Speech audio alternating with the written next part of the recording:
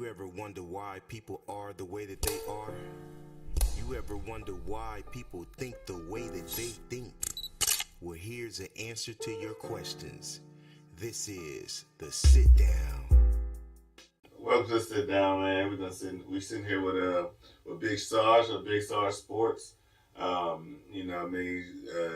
Just met the guy, man. Cool guy. Got definitely passionate. Has a lot of drive towards his causes that he represents. You're going to hear a lot about that today. We're going to get into what got him onto radio, his journey on through there, and maybe a couple hot topics if he wants. You know what I'm saying? Get it going. So, but yeah, man. Without further ado, let's go ahead and just talk about how you came up. I know you're doing you are definitely an advocate for colon cancer awareness. Mental health too.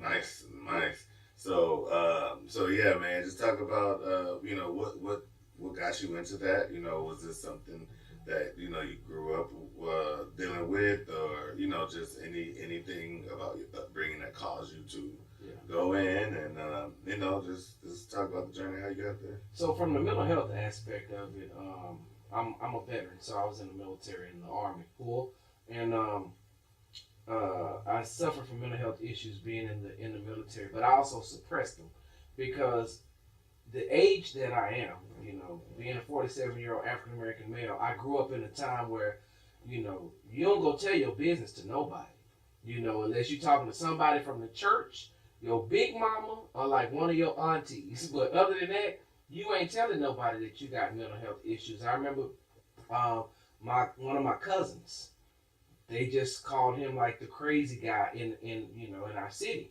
But he'd walk up and down the street, talk to himself, and come to find out he was schizophrenic and bipolar. But my grandma would leave the door open for him, and he'll come in, and we'll see him. He'll come in, go and take a shower, then he'll go back out. And the only time we'll see him is walking on the street. Nobody really bothered him. Nobody really helped him. And so, when I started thinking about the times that I was suppressing my mental health issues, it took me back to then. And I was saying, if somebody would have just helped my cousin, if somebody would have just helped him. And so for me, I suppressed my mental health issues for 2 years while I was in the military. And I worked in a hospital with a mental health ward. I passed by it every time. I mean, it was like one floor above me. But I walk in and just keep on going, because the stigma for being in the military is, if you can't take care of yourself, then how you going to lead soldiers? If you go into behavioral health to get help for mental health issues, how are we supposed to trust these soldiers around you? So there's a lot of people who are either active duty military right now or have gotten out of the military that has suppressed their issues for a very long time. And in the midst of getting out, then they go because they want to get the help while they're civilians.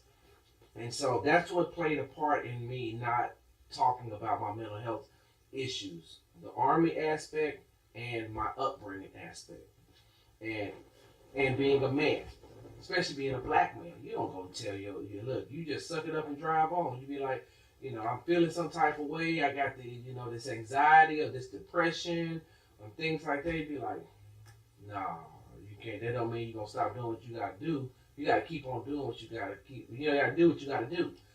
And so that's when I got out of the military.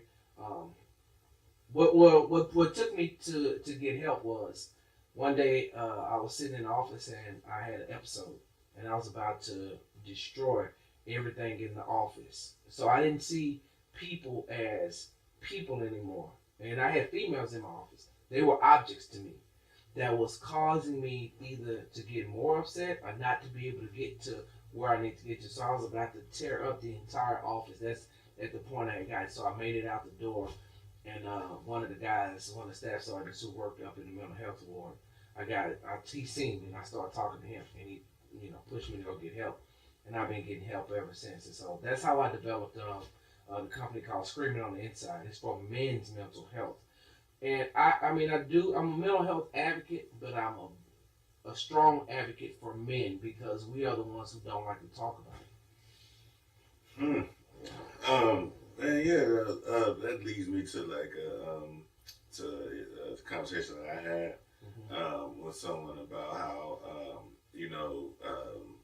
it was well, just the general argument of how black men don't, well, men in general, but black men definitely don't address their emotions at all. And it's like I was thinking about it, and it's like, well, I mean, it's kind of easy to say it, but when you're thinking about the, like you said, the stuff that we actually have to deal with, do we have time to? Because like you saying, I don't want an emotional soldier on the battlefield. Yeah. You know what I mean? And not necessarily like, I know it's probably more beneficial for all soldiers to seek as they're in active duty. Sometimes it will help prevent some of those issues get worse, or how stuff ends up, and it probably should be more. Yeah. But at the same time, like you said, it's gonna be kind of hard to send somebody, some of your best soldiers, if you finding out that there really is something wrong. Yeah. And so then you got, hey, I don't want to lose my rank. I don't want to, lose the respect. I don't want to, so it's so much.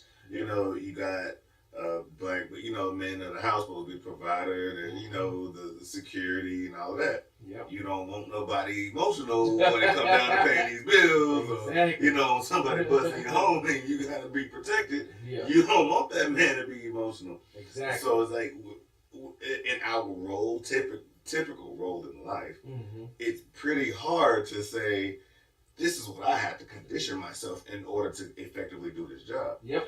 There's a place that you have to go in your mind when you're in war, I'm pretty sure. Yeah. It has nothing to do with sitting across the table, and actually having a conversation. Yeah. Right? Like, let's just say that, right? Like, there's no way I'm sitting there thinking, like, these guys are going through this, like, thinking happy thoughts. Exactly. You got to probably take yourself into a dark place in order to come out alive. Yeah. You know what I mean? So it's almost like, not necessarily in war and civilian life, but, just war in a workforce. Like the fact that you got to get up every day, go to work, do this and this, whatever. You got to, from the time you, get married or you start a family, you work every day for someone else. Exactly. You know what I mean? Yep. Okay, what you're doing is going to someone else. So to effectively do that, to be that consistent, almost machine-like, you have to shut that off. Yeah. You know what I mean? And so it's like, it's definitely tough. Yes. For men to even recognize that. Yeah, because you don't get to be, so when you're working on a consistent basis, you go to work for whatever time you go to work, and then you come home, it's like you're not off because now you got to become husband and daddy, or boyfriend and daddy, or whatever the case may be. But when you come home, I used to come home from work when I was in the Army. Once I took my top off, I just assumed the role of what else I got to do. All right, so now what I got to do in the house? I got to make sure all the kids are together. I got to ask my wife, well, how you doing today? What was going on? Blase this, blase that. And then I may have a daddy do list that she done put together for me. So just because I didn't work the last 12 hours, that don't mean nothing. My home life can't suffer. And so when you're dealing with mental health issues, it's like, where's the break? Where's the avenue? So I used to, we do PT in the morning, exercise and stuff like that. And that's where I used to get my, and I'll say, okay, and to this day, and one of the things that helps me out is going to the gym, because I can take all my frustrations out on the weights. The weights can't go, the weights ain't finna file no charges on me, but I take all my frustrations out, everything that I have out on that weight room, and then when I come out of it, I'm like, okay, so it's almost like being a therapeutic thing to me. So I do this conference call, the Screaming on the Inside, Men's Mental Health, and I try to get the young men starting from age 8 and above. Because I look at it like this, when you're 8, 9, 10 years old, you can still recognize when something isn't right. You can recognize, you may not know what it is. And so I try to get it to whereas men can come out and talk about their feelings or what they're going through, or what they've been through. I remember the very first one I found out. I didn't know that one of my friends had suffered from split personalities. I did not know that until he began to talk during the conference, and I'm saying to myself, "Wow!" But you know, our especially our African American boys, man, they dealing with way more than what I had to deal with when I was growing up. I didn't have, you know, you might have had one bully, but I mean, I wasn't cyber bullied. You know, I didn't have to go through my emotions of, what my sexuality is, or what am I seeing, and if I'm seeing this on TV and I'm getting, like attracted to like a man or something like that. I didn't have to go through that when I was growing up because, well, I wasn't that way. And also, it's like, hey, man and woman, that's it. No homosexuality, no transgender, none of that. But now with the way that these kids are growing up, and especially these boys, you say to yourself, man, they got so much going on. So that's why on the mental health aspect, I try to reach them there, and then older males, because I'm like, yo, bro, how old are you again? Oh, I know you suppressed yours. I know you ain't told nobody about how you felt or this, that, and another. I know you did. You came up in the era where you shouldn't, and you couldn't. Right, because you get a whooping for telling him. So I try to pull that out of, men as well. So that's one of my passion as far as mental health. And then I'm also a colon cancer ambassador. So I'm an ambassador for it's Fight CRC. So it's colorectal cancer. Fight colorectal cancer. And I became an ambassador for them in 2018. And so we have our annual call on Congress coming up here on sometime this month in March. I think it starts the 17th. Talk a little bit about how you even got involved in that. Like, what led up to, how did colon cancer even come into your life? What led up to you even, being an ambassador? I mean, how did you get an ambassador? So here's the thing. You don't just apply for that, I'm sure. So you just heard me say that I worked in the hospital when I was in the military, my last couple of years in the military, right? Mm-hmm. And so I was stationed at Fort Belvoir, Virginia. So working at the hospital. One day my wife, it had to be 2013, went because she was having stomach issues. So she went to the hospital and, they told her, oh, you just got colitis. You ate too much pork. And my wife was like, but we don't eat pork in my house. I don't know what's going on. They was like, yeah, we'll take this ibuprofen. Well, I want to say a year later, she goes back to the doctor with the same symptoms. Doctor pushes on her stomach and says, oh, your appendix are about to burst. So you have to have an emergency appendectomy.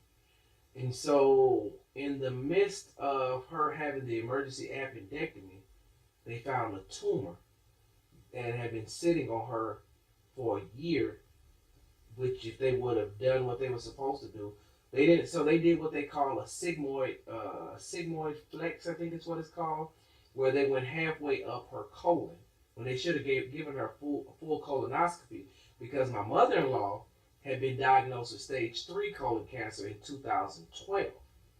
And so they didn't do their job. And so now she got misdiagnosed.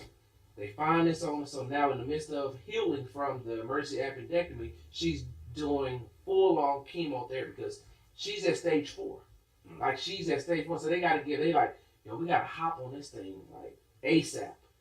And so in the midst of her healing like that, in the midst of her going through chemotherapy, I'm still working at the hospital, and I'm seeing the doctor every day.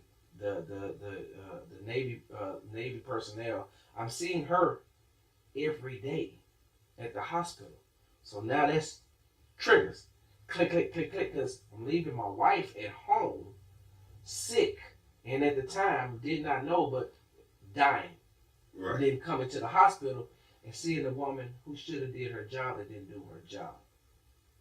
So eventually they had to get me up out of the hospital because my therapist was like, he suffers from internal rage, and if he has an episode, y'all gonna either have to kill him or it's gonna take a lot of y'all to stop him. It's like, because he goes to the gym faithfully, he's a strong old man, he got that old man strength.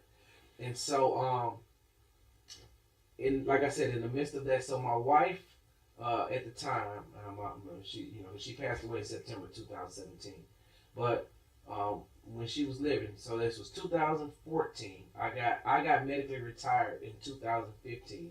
We moved back to Texas so she could go to MD Anderson.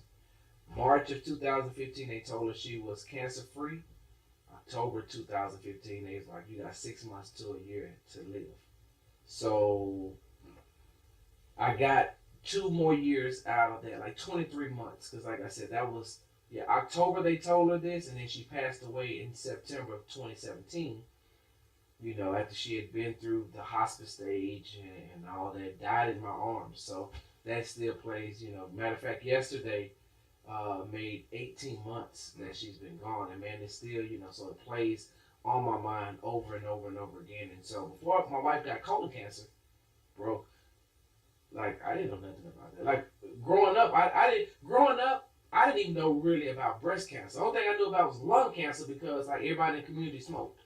So somebody daddy died, somebody granddaddy died. Yeah.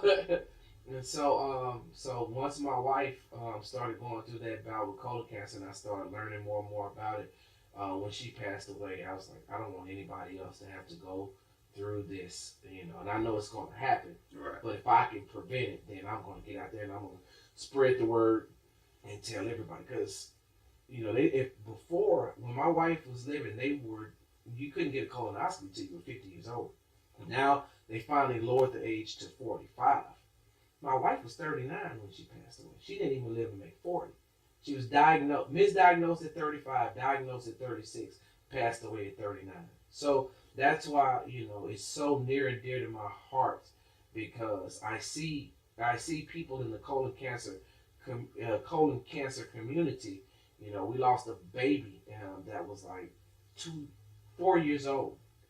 We lost a young lady, I think in Virginia, who was like 18 years old, passed away from colon cancer. So like that's why we're going to Washington to say, hey, look, we need more money, we need more research, we need everything, because you all think that it's an old man's disease when really it's taking away our young adults. And so that's why we created Mingle's Journey Foundation for, to be able to raise money for, they don't have like Make-A-Wish for young adults who have colon cancer. And so they got it for breast cancer and they got it for, kids who suffer. But colon cancer, there is no Make-A-Wish. So I try to get as much money as I can to try to find out if somebody, that's in the hospice stage is going to pass away. Like, I try to do what's your wish? And let me see if I can help, put something towards it. And we do chemo bags, like I was telling you all earlier. They're over-the-shoulder bags that have blankets, socks, coloring books, and crossword puzzles. And we give those out for free. I know I did a lot of talking, bro, but that's what I do for a living, man. So I get to talk. That's what it's all about, man. It's just, even as much detail, because like I said, man, we could definitely tell it was, to like I said, get all the way up to the ambassador level. Yeah. There had to be some type of passion involved, and some type of reason, some extra push. Oh yeah. You know what I mean? And my condolences out to you and with your wife and all. But man, I definitely commend you on using that to fuel awareness for everyone else. You know what I mean?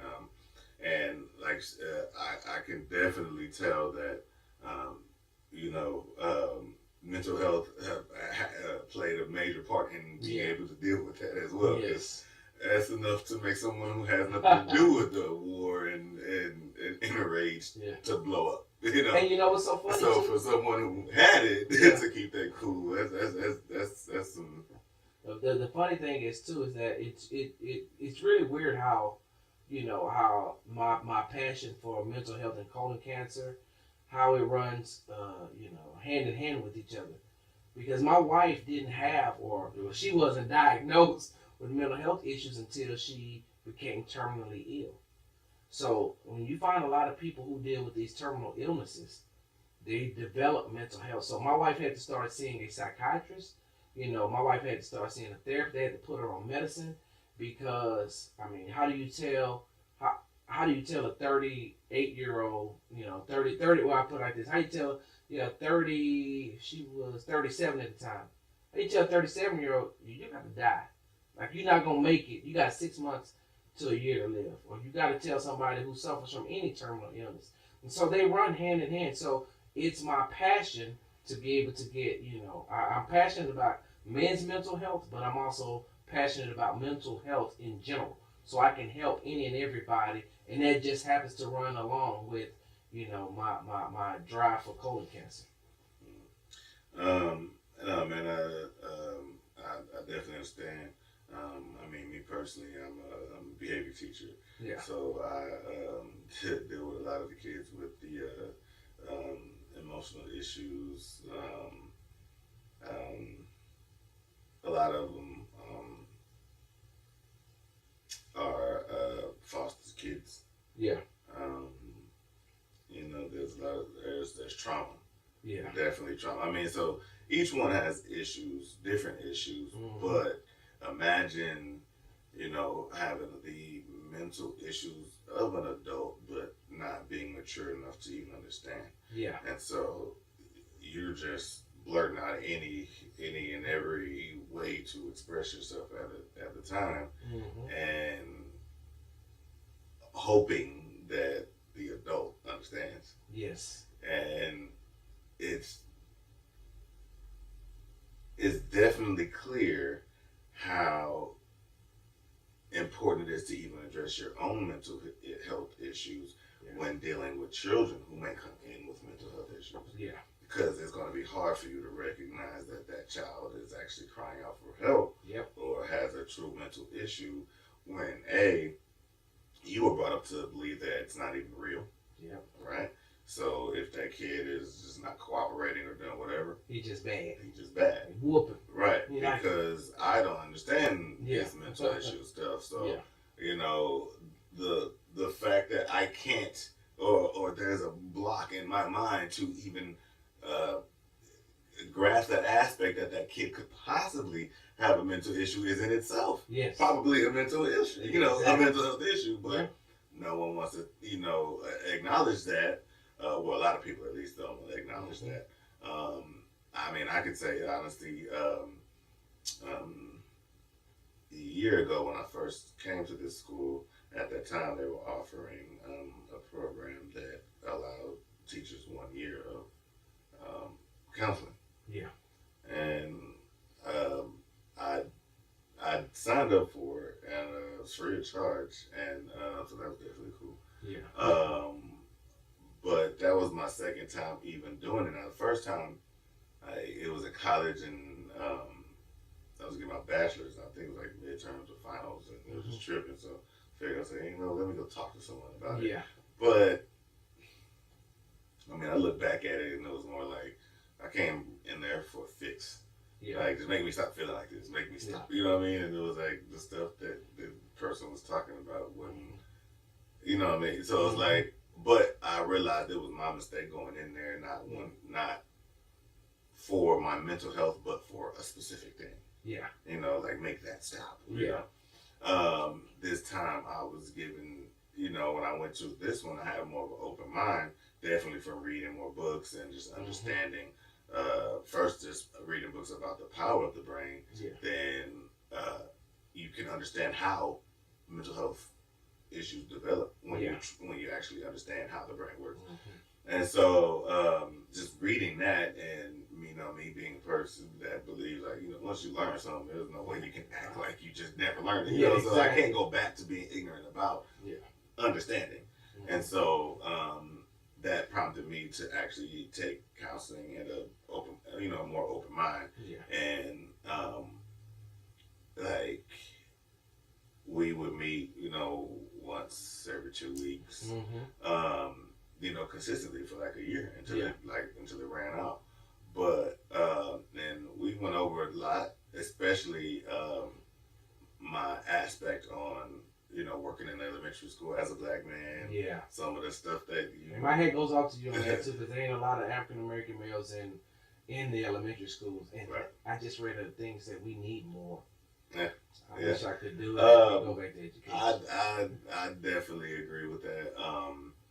Again, I'm in special education, so a lot of times I get kids who, if there was a black guy, or I don't even want to say black guy because that's I don't like that stigma that's all we're there for is to intimidate and force to be good. Yeah. Versus they can actually be great teachers and build relationships with kids and actually be liked. But just strong teachers, period, because I can, just being in this, doing this for like 7 years, you start to, realize that a lot of the kids that were referred came from teachers that probably, they couldn't handle. Yeah. There's not like I get a lot of referrals from strong teachers. Mm-hmm. So if there were more strong teachers that, were in the elementary field at the younger levels, then I would get so many kids at first grade or second grade. Yeah. And you realize, man, this kid hasn't had maybe 1 or 2 years of school total before they've already deemed him. Yes. Special that, you need to be out of class, you need to be with this person all day now because you can't handle that. And I'm like, that's not, that's not right. Like, and I guess coming from the era we come from where that probably wasn't even researched that much. Exactly. And our special education wasn't as wide.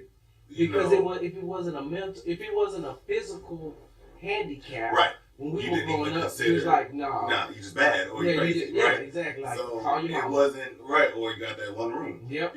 So that's all we pretty much have for special education. But now, when you look at the wide umbrella of special education, man, it stretches. It stretches into these regular classes. It goes into the gifted and talented, all the way down to the non-responsive. Yeah. So, I mean, in everywhere in between.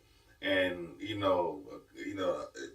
the more they research, the more they find out, of course, the more kids qualify for, Especially minority kids. Right. And that, like I say, it goes towards not having a lot of minority males, teachers, or at least teachers that want to understand these minority students. Because I can't say I haven't worked with, white teachers who understood, who got it, who wanted to help. I mean, I think I took, like when I look back at the teachers that actually, really made an impact in my life, they were white teachers who wanted to. Yeah. It's pretty much because we didn't have that many black teachers back then, especially on the side of town I lived at. But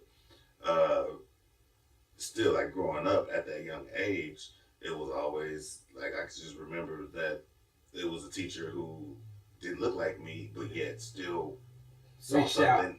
Right. To help. So that's like a real surprise when you don't expect it. You think your help is going to come from all the black teachers that don't even exist at that time. And so when you actually get that helping hand, or someone who wants to push you to actually do better versus put you out. And that's the thing too. I used to be in education, so I taught 5th and 6th grade, and then I taught from 9th through 12th at a behavior center when I was in Georgia. And so the one thing that helped me relate to kids when I had to deal with them, and I mean from the 5th and 6th grade and from the high school, is that a lot of times I can relate to what you're going through. And especially on that 5th and 6th grade level, I used to have to tell some of those kids, come here. They were, 12 years old, but they were the oldest, and they were taking care of like 2 other siblings in the house because mom is working 2 jobs. You know what I mean? Most of them come from a single parent household, which is the mom. So I had to tell them, hey, come here. Like when you're here, you can be a kid. You don't have to come in and try to be no adult. You don't have to try to come in and buck no adults, because all of us here, we're adults. You don't have to come here. It's like I was the oldest. I was a latchkey kid. My mom worked 2 jobs, so I had to make sure that my 2 brothers had their homework together, make sure we ate, until my mama got home, and then we sit down, she come home, she tired, but she want to find out what's going on. And so that's why I would always say that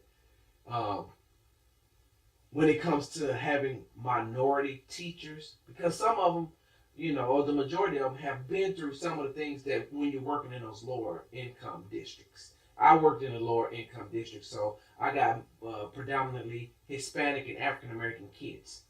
And so now I'm telling them, hey, come here. come here, let me holler at you for a second.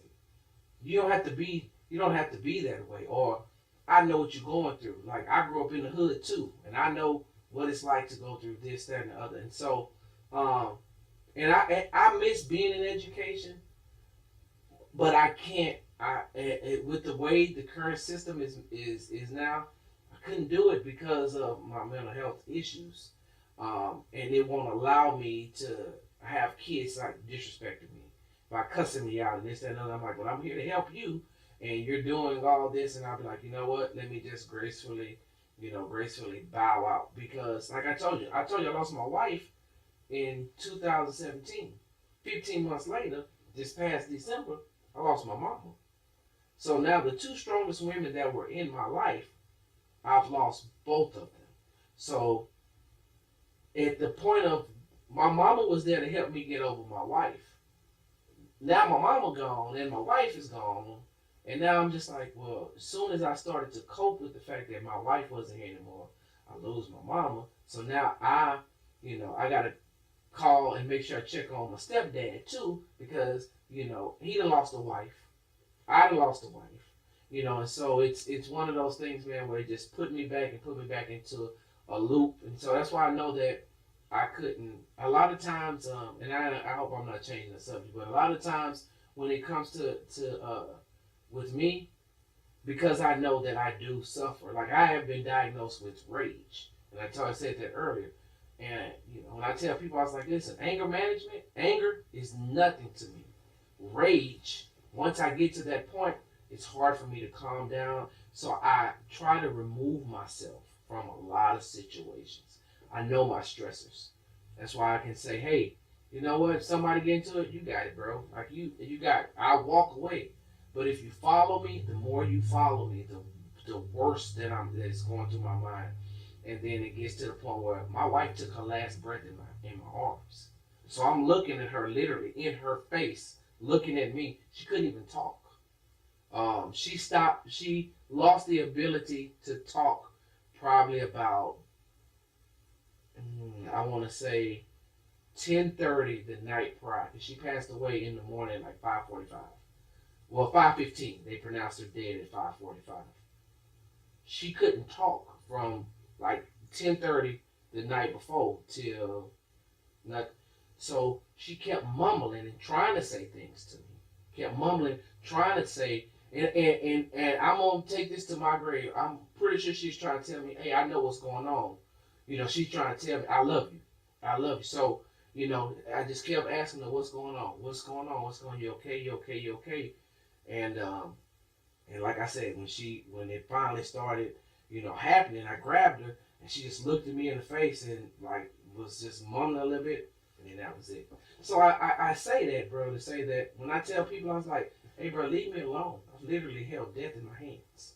Like, I've literally held death in my hands. I watched. It'll be that hard. Exactly. Exactly, man. And so I'm like, I've literally held death in my hands. I watched the person that I love the most take her last breath in my arms. And I'm saying, bro, so what do you think is going to happen if I snap? You think I'm going to care about you and yo? That's why a lot of times I walk away from stuff. And I'm trying to teach people that as well. Walk away. Get off social media. Log off. Or refresh. And you ain't going to see it no more. Block the person.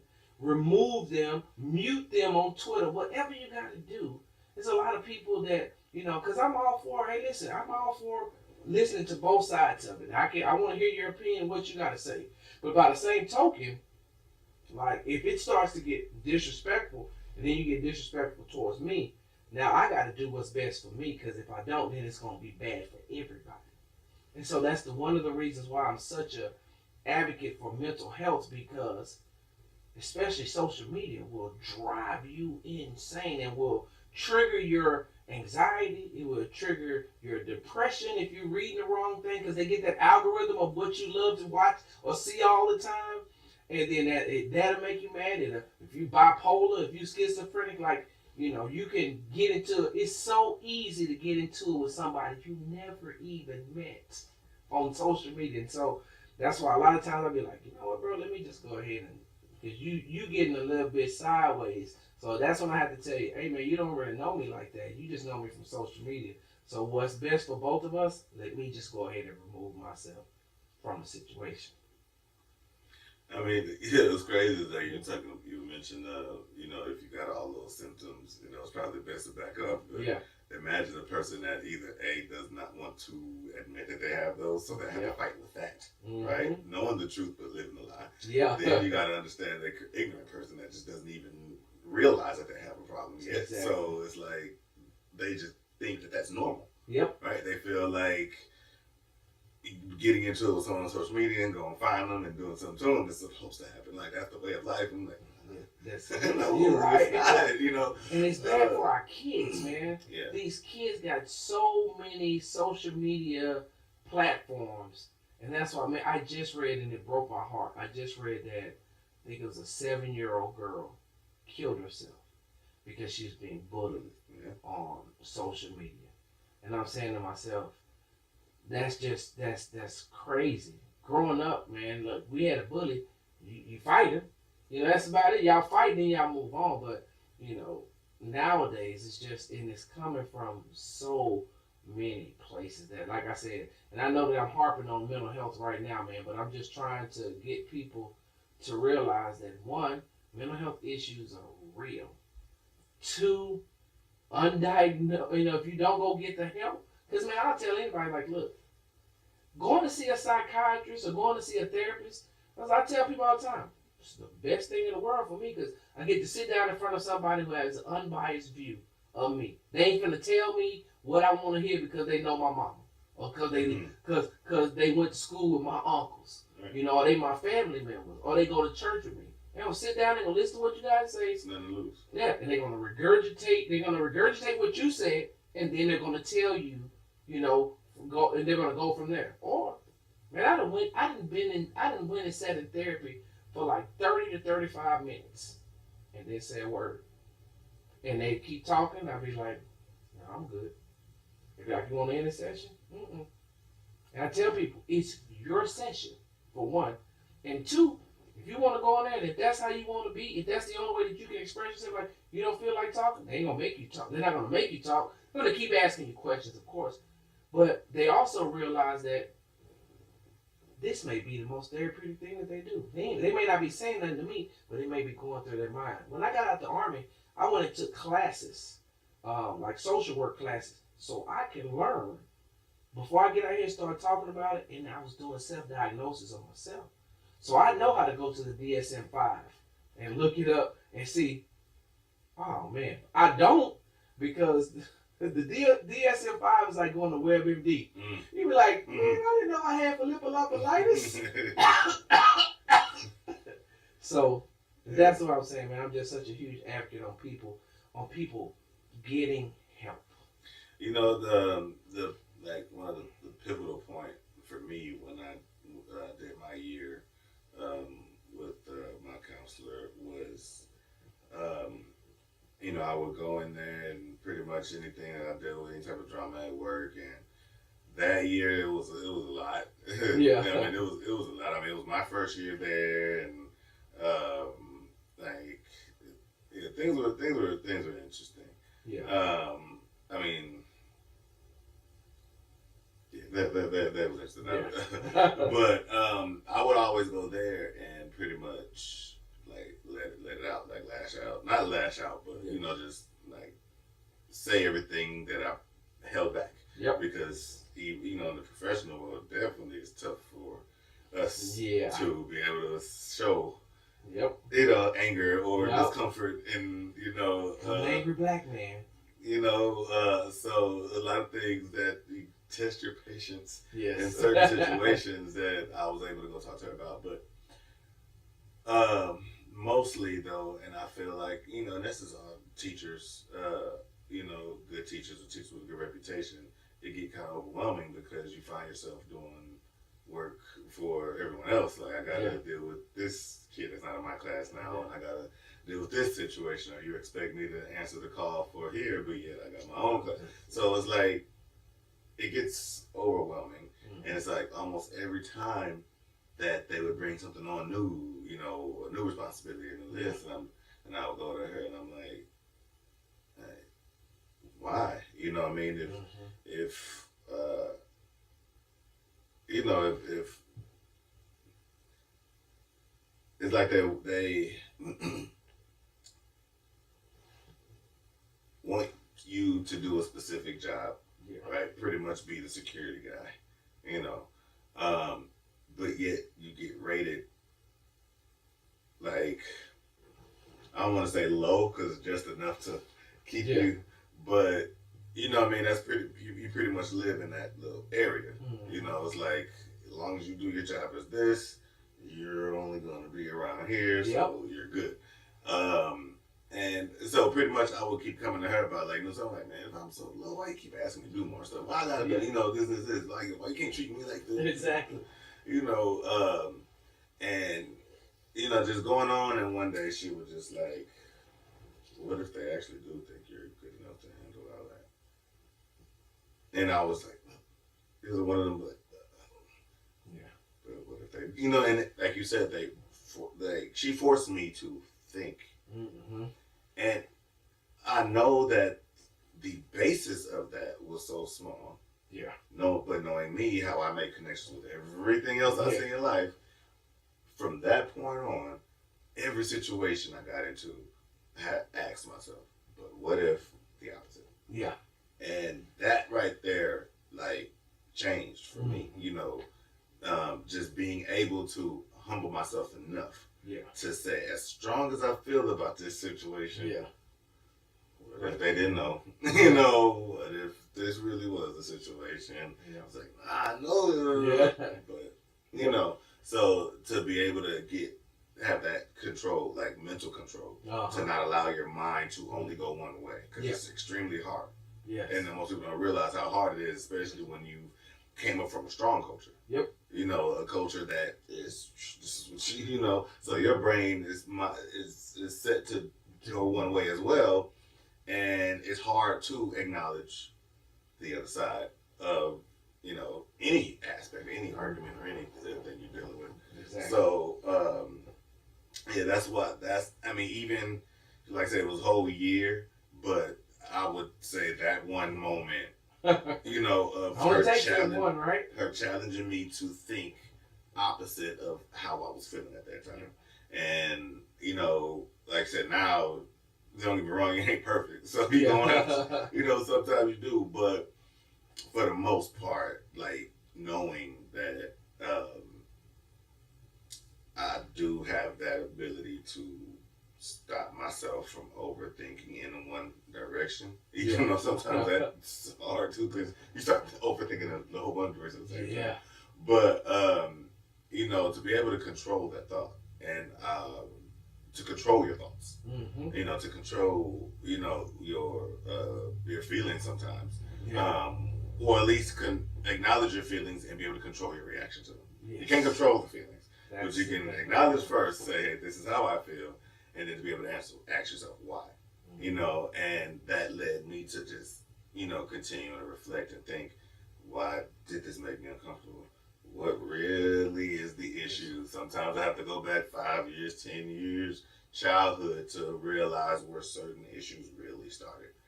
And then you have to say, okay, was that situation really like this? And then again, it just starts, you know, making those clocks, you know, going on and on in your head. And it's like, you come to that conclusion that, man, I really have been thinking only one way this whole time. Now let's try to do different, you know.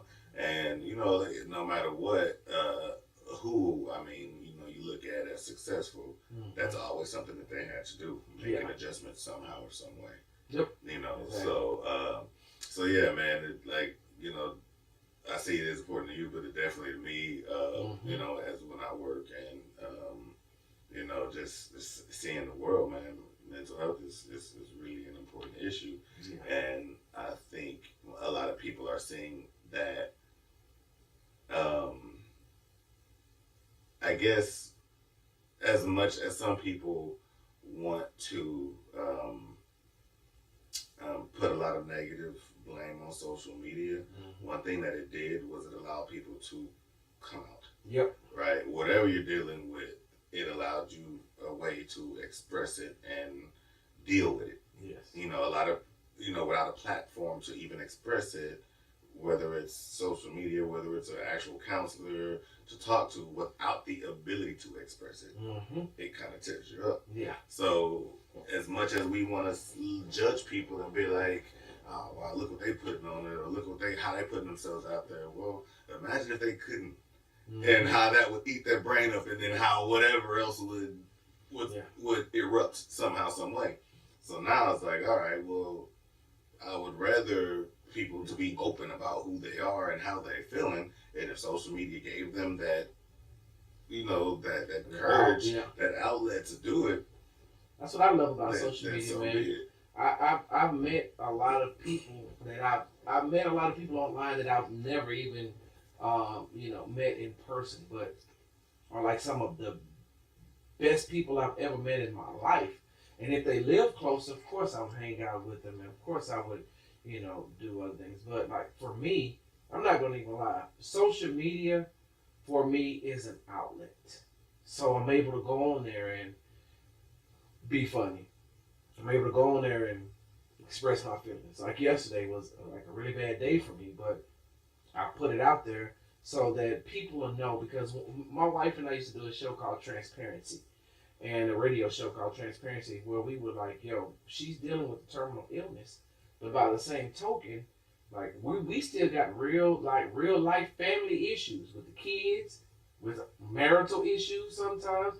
I was like, we used to still argue, and my wife would say, look, I know that, I've been diagnosed with death, but by the same token, like we still get into it, because I treated her like she was going to live and not like she was going to die. And that's my advice that I would tell people. It's like when you're dealing with somebody that has a terminal illness, don't treat them as like they're going to die, and you always, because then you make them feel bad. And like the day my wife passed away, she probably really knew. I didn't know, because we didn't, live our life up to that point to where it was just like, oh, you okay? It's like, no, hey, look what I see on Facebook, or and what how you feel, because she got to the point where she couldn't move a lot either, so she's bedridden. So go in there and we just laugh, joke, this, that, and other. And like I said, we still had our issues when it came to the kids and stuff like that. And so social media has been one of those things for me where I can put that out there, or I can share, the stuff I got, everything that I got going on, and it just helps me to interact. And for a lot of people, it helps them, because, I try to put stuff out to whereas, I don't care, maybe one day it may be positive, one day I may be, this is the biggest misconception I tell people, and this, this may sound crazy to you, but, I tell people, like, sometimes if you're mad, be mad. You don't have to fake it like every day is a lovely day. If you're mad, be mad. If you're angry, be angry. It's better to go ahead and get it out than to suppress it. So you don't got to come on and give no positive Bible quotes every day. If you want to come on and be like, yo, I am pissed off today, say it. Put it out there. So somebody can be like, well, what you mad about? And then you could be like, I don't want to talk about it right now, but you'll come back like the next day. Like, man, let me tell y'all why I was so upset on yesterday. Thank you all for, reaching out to me, or whatever the case may be. So that's just what I do. Man, that's important though. Yeah. But yeah, man. Even when they people talk about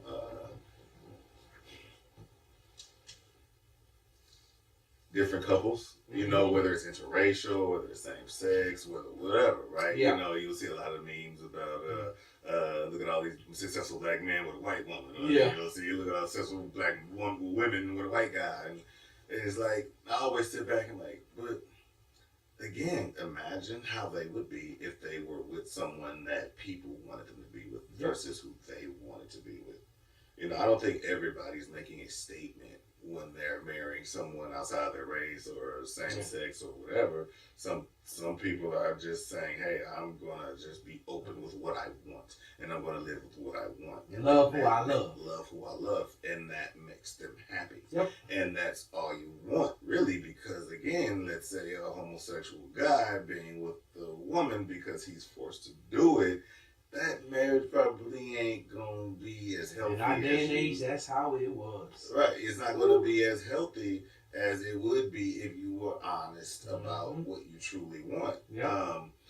Versus, like I said, same thing with the interracial arguments. Like, why would you want a black man who loves a white woman to be with a black woman if that's not who he loves? Like, no one wants to be with someone because they felt they had to. Yeah. You don't want to be, okay, well, he only with me because the society don't like him seen with the white woman. So, I'm the one he picked to be the one that society wants him to like.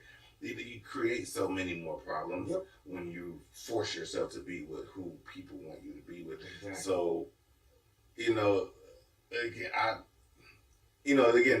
you really understand mental health, it's hard to be like, they should do this. Like, no, they should not. They should do exactly what they want. You deal with how you feel about what you're looking at. Yep. But their job is to simply be honest with themselves and do what they really feel. And I've been making people so mad on Facebook too because, I have a saying that goes, knowledge is a performance enhancing drug. Because you think about the more knowledge you get, the better you perform. And so that's why I say that. And I also tell people, like, you're not mad at me, you're mad at the truth. And so I'm gonna tell it like a TI is. You know what I mean? Whether you like it or not. At the end of my sports shows, I do a thing called Article 15. And that's where I may talk about, something that's going on in today's society or something that I've seen. And they don't discriminate. It could be black, it could be white. Earlier what's today? Wednesday? So Monday and Tuesday, like, I didn't even do one today because I was talking to one of my friends who almost went to jail over sexual assault and rape allegations that were false. And if it wasn't for me being a witness, he would have been in jail for that. And so we were talking about that because a young man down in Baylor, after 3 years of going through sexual allegation and rape, sexual assault and rape allegations, he was found not guilty.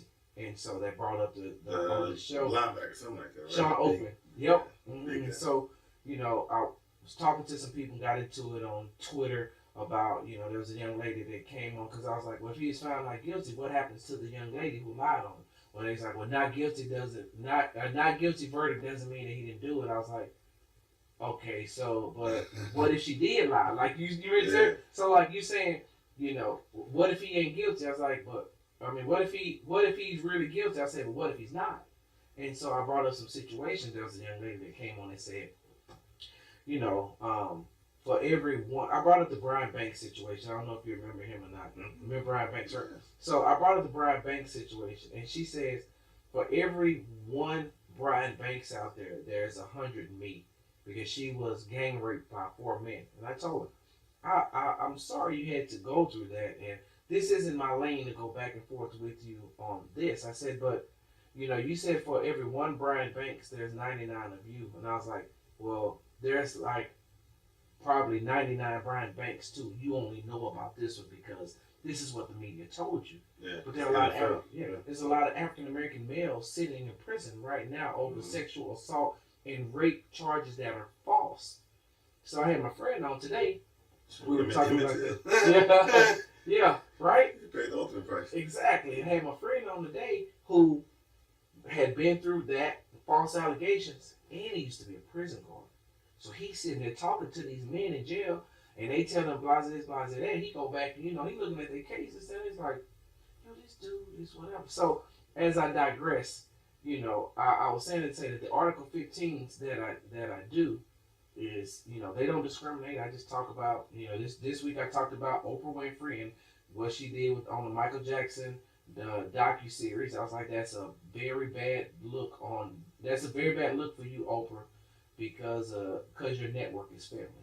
And you brought that. I said, now listen, I wasn't there, so I don't. These young men could be telling the truth, but they've already went on record by saying that he didn't do it, and now he said he did it. The man ain't even here to defend himself. So we talk about things like that. Talk about we talk about like how the you heard about the husband and daughter who killed and blamed it on the panhandler. And so, I'm saying to myself, but wait a minute, hold on. So I did a little research and found out all this other stuff about him. So some people get mad because then I'll do other things about when it deals with Anglo Americans. And so I use those two examples to say that the Article 15 don't discriminate, and it pisses people off. Excuse my language. It pisses people off on both sides, because when I do it and it's about Anglos or Hispanics or Asians, they get mad. When I do it about African Americans, they get mad. I'm like, it's what it is, though. It's the truth. Sound like a fun show. Yeah. Sound like something I had fun with. Yeah. But yeah, man. All right, but yeah, just go ahead and keep it forever. So let's you could go ahead and talk about like the radio aspect and what you do with the sports and where they can find you and all the things that you're into on the radio part. So I host a sports show every day from 3 to 6 p.m. Central Standard Time on the legendary KYOK 1140 AM and 92.3 FM. It's called Sports Talk with Big Sarge, and so it's just me, and guests and people who call in. I just talk every day. I just talk about sports, but on my show, I come at it from a different aspect. I don't. You can go turn the radio on and hear people talk about LeBron James and the Lakers. So this people talking about this person talking about LeBron James and the Lakers. This person talking about LeBron James and the Lakers. This person talking about LeBron James and the Lakers. So by the time you get to 3:00, you're like, bro, I didn't heard how sorry the Lakers are. What you got? And so I always have to do it from a different perspective. So I came on 2 days ago, and was it 2 days ago? Last week? Anyway, I'll come on and say something like, "Our people like Lakers, Lakers, Lakers, Lakers," and I'll be like, you know what? I've seen this before. This isn't anything new that the Lakers are doing. They did this with Kobe. Kobe's last 3 years, it was just Kobe and a whole bunch of dudes they just threw on the team. I'm saying to myself, like, he played with like Nick Young, Steve Nash, and at one point, I'm like, and that's exactly the same blueprint that the Lakers are doing right now. You got LeBron, and you got a whole bunch of dudes they just threw on the team, or that was already there. It's like LeBron came into a half-furnished house. And so I'm saying to myself, but they've done this before. So when y'all keep talking about how sorry the Lakers are with LeBron, no, this is a management issue. They've been this way. The last 5 years they ain't made the playoffs. They've averaged 25 wins and 57 losses. And when Kobe was there, they averaged 21 wins. And I'm saying, so stop knocking LeBron, even though LeBron had something to do with it, because I felt like he didn't handle the young men the right way during the trading deadline. But, look at it from this way. So I say that to say, my sports show, I look at things from a different aspect. It may be something along the same subject, but it's going to definitely, you're going to walk away thinking, I didn't think about that. And so that I'm a sports editor for Houston Style Magazine. So I have an article that comes out every week. If you go to HoustonStyleMagazine.com and go to the sports section, you'll see all the articles that I write. So I cover all the local professional teams. I cover the Astros, I cover the Rockets, I cover the Texans, I cover the Dynamo, and then I cover some college and some high schools. And so and it all ties in together with the mental health we was talking about earlier, because I could be having one of my worst days, man. As soon as I sit down behind that mic, gone. Yeah. And then I'll pick it up when I get off the mic. But once I get it, it's just so therapeutic to sit there and talk sports and, go back and forth or whatever the case may be. So that's it, man. I got into that. Like I told you all earlier, I was double dutching on the mic with 7 other guys trying to get my take in. Went from that to hosting a show, to leaving that station, to coming back to that station, hosting my own show. Leaving it, then that station went under, and I did some freelance stuff, and then I came over to KYOK, and I've probably been there. I've been at KYOK, I want to say, probably about 7, 8 months over there now consistently. It started off from 3 to 5, now it's 3 to 6, and I get a chance, like I say, I get a chance to cover in the locker rooms, and so that helps me out as well, being able to talk about some things. You know, like when Harden was on the street and everybody's like, "Oh, he a ball hog." I was like, "Nah, no, he's a ball hog who only cares about his numbers." I was like, "Y'all should see him after a loss." Even I think one time he had like 50-something points and they lost. He was hot. He don't really want to talk to you. He just be like, "Yeah, whatever. Yeah." And I was like, so I try to tell people, like, y'all care about the streak. He care about wins and losses. And that gives me a different dynamic and aspect, being able to be in the locker room and give it from a locker room's perspective. And so if you're looking for me, you can find me at Big Sarge Sports with a Z.com or Big Sarge Sports with a Z on Twitter and Instagram. You know, one more time, just go over the different organizations you're with, and how anyone that can get involved with the either research or any of your causes. I know you were talking to Trey before we started about the 5Ks you do spread awareness. Yeah. So, let's go ahead and run down real quick. You know, just in case someone's watching this and they want to get some more information. So I do. I have a company called Screaming on the Inside for men's mental health. We have Mila's Journey Foundation. That's for my wife, and that's for the colon cancer aspect of it.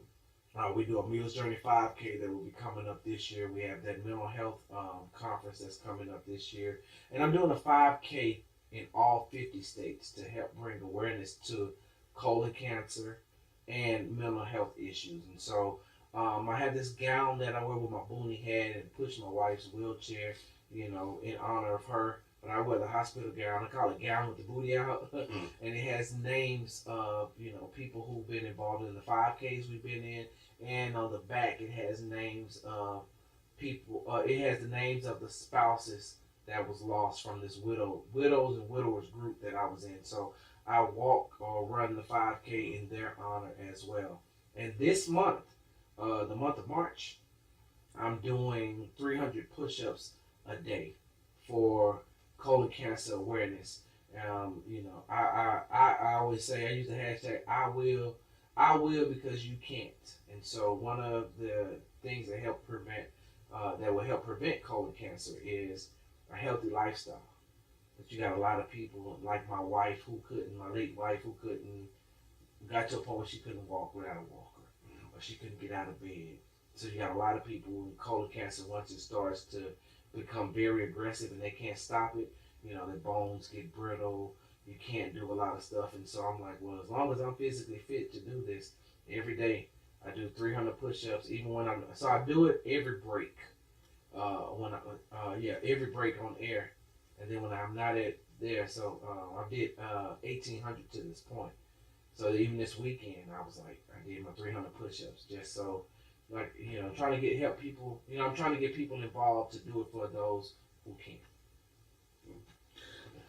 All right, man. Usually I put everybody on a hot seat, so you ain't gonna have no exceptions. Yeah. We're gonna go jump into the music aspect. All right. That's how I normally end a sit down. So, question came from Pert. Shout out to Pert right now. He dealing with a lot right now with family, and just let you know we here for you, praying for you. But stranded, you're on the island, you're stranded, and you can only choose the catalog of 5 artists with you to listen to forever. Who would those 5 artists be? Outkast, definitely that, because that's my favorite. That's my favorite rap group. Let me see, Kalani. Yeah. I'm trying to think who else. Sam Cooke. Beyonce. And Jay. And I threw Kalani in there because I really like her music. It was in between Kalani her. And I just like Kalani because she got a little more gangster too. You know, so she cheated on Kyrie in his face. Nice. Nice. Okay. Yeah, so but that would be my father. Definitely. That's why I ended it with Bay and J. You can't go wrong with them. Yeah. Singing Love on Top in the gym. Look at you. It'll be funny, man, because I'll be sitting there like, man, some days if people knew what I was listening to and I'm really pushing the weight, I'm like, nah, I can't let you know this. I gotta hear him say that real quick. Yeah, man, exactly. Nobody knows. But nah, man, I definitely appreciate you coming out, man. And again, man, much respect and for your fighting. And and I know it's still a fight because everybody's still fighting, and a lot of people don't have half the battles that you have to go through to be able to be here. Yeah, Like that just lets you know that you can get through it. It is possible to get through a lot of the worst situations that you think you've ever been through. So man, again, man, thank you for coming out and man, definitely, man, we're gonna have to stop by Sarge show and man, and y'all come in and you got an open invite, man. Come on in, chop it up, for man. Sure, man. You came to mine, I gotta come to yours. Man. So let's have some fun, man. Just know it's petty. My show is informative, educational, and petty. Nice. All my themes every day got a petty theme to it. Well, I like reading, and I got 2 degrees, and I'm fairly petty. So we could definitely do a little something, man. Yeah, man. I appreciate you coming out.